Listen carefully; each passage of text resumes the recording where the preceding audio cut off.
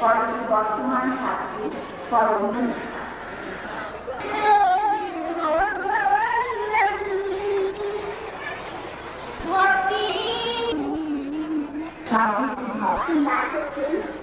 মাননীয় অতিথি শ্রেয়া শান্তি আয়োজিত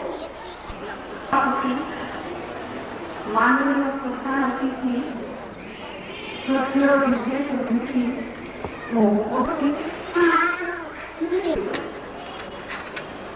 ভাষা আন্দোলনে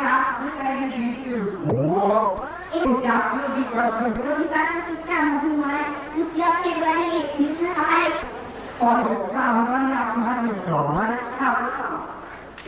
আমার এই উপলক্ষে আয়োজিত রজত জয়ন্তী অনুষ্ঠানে আমাদের আমন্ত্রণে আপনারা সকলে উপস্থিত হয়েছেন, এই জন্য আপনাদের জানাই গভীর কৃতজ্ঞতা। আজকের অনুষ্ঠানের প্রধান অতিথি মাননীয় শিক্ষামন্ত্রী, আপনার উপস্থিতি আমাদের অনুষ্ঠানকে মহিমামণ্ডিত করেছে।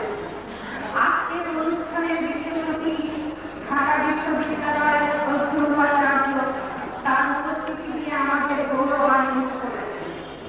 আজকের সমাবেশে এ কলেজের প্রাক্তন ও বর্তমান গভর্নিং বডির সদস্যবৃন্দ তাদের উপস্থিতি দিয়ে অনুষ্ঠানের সৌষ্ঠব বর্ধন করেছে, এজন্য আমরা ধন্যবাদ করছি।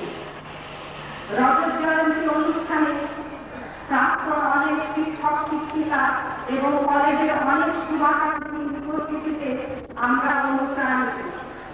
সুধীবৃন্দ, 1966 সালে এ কলেজে এ অঞ্চলের মেয়েদের শিক্ষার সুযোগ সৃষ্টির লক্ষ্যে সিদ্ধেশ্বরী বালিকা বিদ্যালয়ে 2টি কক্ষে ক্লাস শুরু করার মধ্য দিয়ে এ কলেজের যাত্রা শুরু উচ্চ মাধ্যমিক ও স্নাতক উভয় শ্রেণীতে মানবিক, বাণিজ্য ও বিজ্ঞান শাখায় মেয়েরা পড়ালেখার সুযোগ পাচ্ছে। কলেজের আজকের এই বিকাশ আর অর্জিত সাফল্যের দিকটি তুলে ধরার সঙ্গে অত্যন্ত শ্রদ্ধার সঙ্গে আবার স্মরণ করছি এই কলেজ প্রতিষ্ঠায় যে বিদ্যুৎসাহী সুফিজনরা এগিয়ে এসেছিলেন। এদের মধ্যে জনাব খান সাহেব এম.এ. হাফিজ, জনাব এম.এ. ওয়াহাব, জনাব আমিরুল হক, জনাব আলাউদ্দিন আহমেদ, জনাব এ করিম, জনাব মুজিবুর রহমান, জনাব নজরুল রহমান, জনাব শামসুর রহমান, জনাব মোল্লা আব্দুল মজিদ, জনাব আবু আহমেদ সম্প্রদায়, জনাব ও কলেজ সম্প্রসারণের জন্য পার্শ্ববর্তী প্রায় 2 বিঘা জমি কলেজ প্রতিষ্ঠার ক্ষেত্রে দান করেছেন তদানীন্তন পূর্ত ও নগর উন্নয়ন মন্ত্রণালয়ের মাননীয় মন্ত্রী জনাব মতিউর রহমান। তাকে কৃতজ্ঞ চিত্তে স্মরণ করছি। মনিরুজ্জামান মিয়া যে সহমর্মিতা আর বিদগ্ধ পোষকতা দিয়ে দেখেছেন এবং সহায়তা করেছেন, তা কৃতজ্ঞ চিত্তে স্মরণ করছি। আমাদের কর্মপন্থা বাস্তবায়নে সম্মানিত অভিভাবকদের অকুণ্ঠ সমর্থন ও সহযোগিতা আমাদের কর্মক্রিয়াকে জাগ্রত রেখেছে। তাদের সহযোগিতায় আমরা সব সময় ধন্যবোধ করেছি। কলেজের 25 বছর পথ পরিক্রমণে অনেক শিক্ষক শিক্ষিকা, কলা কুশলী এবং দেশপ্রেমিক সকল শহীদকে আত্মার মাফিরাত কামনা করি। সেই সঙ্গে এই মহতী সমাবেশে কলেজের সঙ্গে সংশ্লিষ্টদের মধ্যে থেকে যাদের আমরা হারিয়েছি তাদের প্রতি শ্রদ্ধাঞ্জলি জানিয়ে এবার শোক প্রস্তাব পাঠ করছেন অধ্যাপিকা ফারহানা রহমান। আমাদের কলেজের রজত জয়ন্তী অনুষ্ঠিত হচ্ছে। এই মাসটি প্রতিটি বাঙালির স্মৃতিতে স্মরণীয় হয়ে আছে। এই মাসে যারা ভাষার জন্য আত্মোৎসর্গ করেছেন সেই বীর শহীদদের কথা শ্রদ্ধার সাথে স্মরণ করছে। সেই সাথে এদেশের অনেক দেশপ্রেমিক শহীদদের স্মরণ করে আত্মার মাফিরাত কামনা করছে।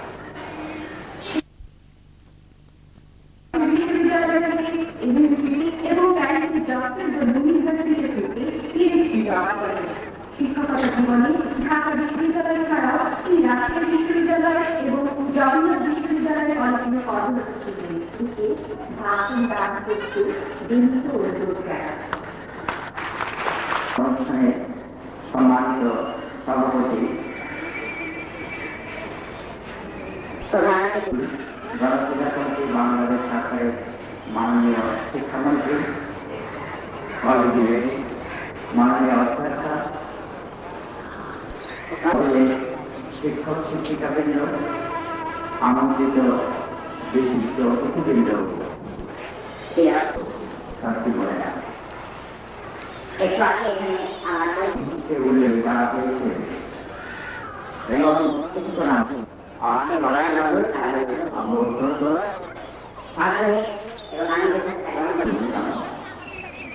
যদিও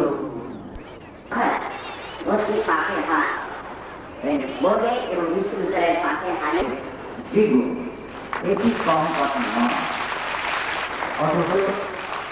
অথচ একটি ব্যক্তি বেসরকারি মাননীয় শিক্ষামন্ত্রী এখানে রয়েছেন, সরকারি এবং বেসরকারি মাঝে আপনারাও জানেন সরকারি কলেজগুলো অনুদান পায় সরকার থেকে, বেসরকারি কলেজ অনুদান ছিল সমান অনুদান পায়।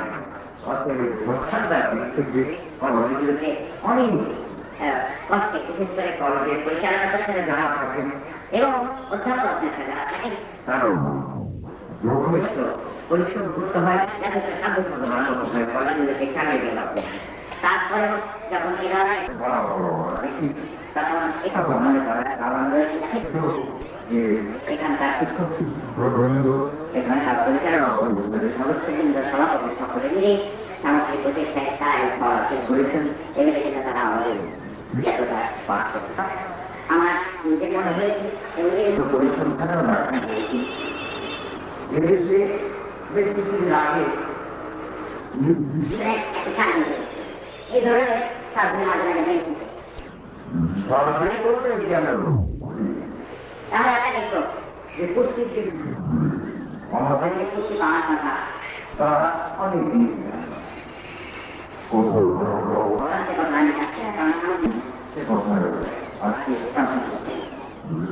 মহান তারা পরীক্ষা করেছে আগে